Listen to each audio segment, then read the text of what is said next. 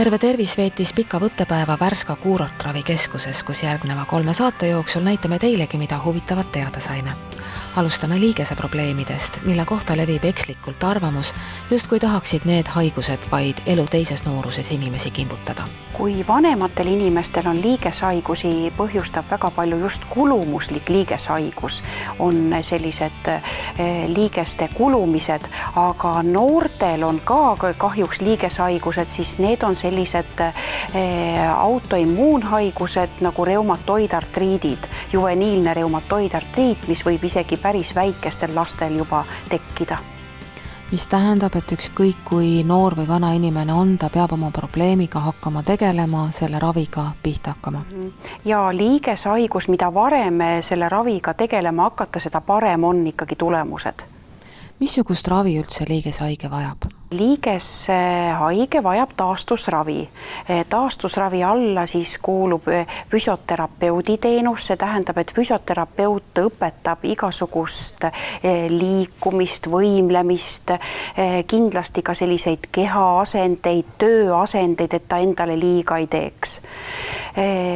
Annab sellised head soovitused kodus võimlemiseks või mingi spordiala tegemiseks. Individuaalselt me teostame inimestega harjutusi tavaliselt siin saalis, treeningsaalis, kus meil on ka siis erinevad abivahendid olemas, mida me ka kasutame ja samas me õpetame ka sellised harjutusi, mida inimene ise saab kodus teha, sest et temal puuduvad need võimalused. Aga muidugi kasutame jälle aktiivselt seda treeningsaali, trenasööre, kus siis me saame lihaseid tugevdada, mis on nende jaoks väga vajalik. Ja siis on ka selline abivahend meil olemas nagu reedkord, kus me teostame siis ka liigesliikuvusharjutusi ja jõuharjutusi. Et see on selline kõige huvitavam inimeste jaoks tavaliselt, sest nad ei ole seda enne proovinud. Aga seal on nagu kõik lihtsustatud ja valuvabam tunduvalt inimesele, et see keha raskus läheb sinna lingudele ja see muudab asja neile kergemaks, et ei ole nii valulik. Ja muidugi ka vesivõimlemine on nende puhul siis kõige nii-öelda parem, kus see tegevus on nendele lihtsam ja nad saavad endast rohkem anda. Et nad tunnevad ise ka, et suudavad ennast rohkem liigutada ja vesikeskkond lihtsalt mõjub juba nii-öelda valu leevendamalt, et on parem ja lihtsam. Üks asi on see, kui sanatooriumis mõned nädalad veeta ja saada tõhusat abi, enesetunne läheb paremaks, aga kui oluline on, et see järjepidevus jätkuks ka kodus? See on väga oluline, sellepärast, et ongi, et meie anname siin kaasa harjutused. Me saame õpetada inimestele selgeks, kuidas teha, mida teha, aga tema peab ju jätkama seda. Ehk selles mõttes, kui tema tuleb meile tagasi lõpuks kunagi, et siis oleks ka lõpuks see muutus, et mis me näeksime, et kas on läinud paremaks ja mis on läinud paremaks. Ja inimene peab jätkama harjutustega kodus, et muidu ei ole kahjuks sellest kasu, et see lühike aeg, mis siin veedetakse, see tulemusteni veel ei vii. Kui tihti jäetakse mõni harjutus just nimelt valu pärast tegemata, ehk siis sellest hirmust? Seda on väga palju. Inimene kardab, sest et see valutunne on niivõrd suur juba, et tõesti kardetaksegi liigutada, tõsta kätt juba, isegi see on nende jaoks väga raske ja sellepärast ongi, miks me alustamegi pigem selliste lihtsamate liigutustega, et inimene saaks aru, et see ei ole üldse nii hull.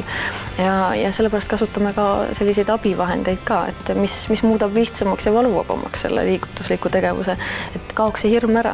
Värska sanatooriumis on mineraalveega soe võimlemisbassein, mis on eriti sobib just vanematele inimestele just vesivõimlemiseks. Vesiravidest on veel igasugused vannid. Värskas on mineraalveega vannid ja mudavannid, mis on samuti sobilikud. Liigeshaigeidele saab ka soojusravi teha, kas siis saviga, mudaga, parafiinidega ja on siis ka elektriravid nii nimetatult. Neid peaks määrama arst siis kas siis sõltuvalt haigusest, magnetravid, laser, ultraheliravi. Kui tõhus üldse on liigeshaige ravi, et kas need ravivõimalused aitavad aga täiesti terveks teha või on see lihtsalt leevendust toov ja haiguse kulgu pidurdab? kahjuks ei saa öelda, et kui korra nüüd liigeshaige nüüd läbib ravikuuri, et siis ta võib asja unustada. Et need haigused kulgevad küllalt pikalt ja krooniliselt ja just ongi oluline säilitada võimalikult kaua sellist tervet ja head seisundit, et just need liigesed liiguksid vabamalt ja valusid oleks vähem, mida just saab taastusraviga siis leevendada. Mis veel tegelikult on liigese haigele abiks, et tal ei oleks nii valus, et tema haigus edasi ei läheks? Ongi liikumine, et ei tohi jätta liigest liigutamata ja siit tulevadki need võimlemised, mida siis füsioterapeut õpetab ja annab. Ja siis inimese enda aktiivsus loomulikult. Ja inimene ise saab näiteks just ujumised, vesivõimlemised. Miks just vees? Sellepärast, et vees on kergem liigutusi teha. Ka nendel, kellel on näiteks kaaluga probleeme, siis vee sees liigesliikuvus on tunduvalt vabam. Liigese haige, kes soovib oma elu kvaliteetselt elada, võiks Värska kuurortravikeskust regulaarselt külastada, selleks, et hoida haigus kontrolli all, saada head nõu ja abi. Värskas ravikuure võiks võtta liigeshaige, 2 korda aastas, just nendel, kui on oht nagu hägenemisteks. See on siis kevadperiood ja sügisperiood.